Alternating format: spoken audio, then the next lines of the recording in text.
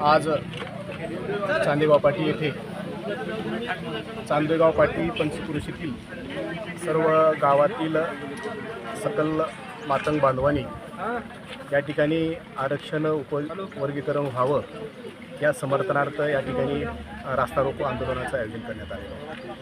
आणि या आंदोलनाच्या निमित्तानं आमची अशी मागणी आहे की सर्वोच्च न्यायालयाने असे निकाल दिलेला आहे की राज्य शासनाला की तुमच्या धर्तीवर आरक्षण दिलं पाहिजे।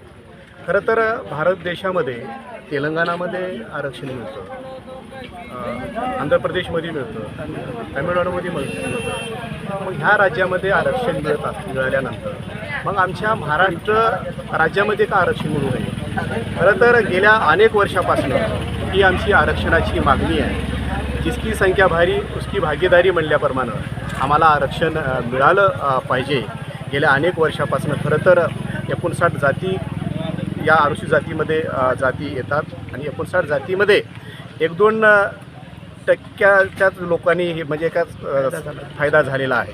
मग आम्हाला का फायदा होऊ नये? कारण आम्हाला फायदा झाला पाहिजे यासाठी आम्ही गेल्या अनेक वर्षापासून ही आमची मागणी आहे।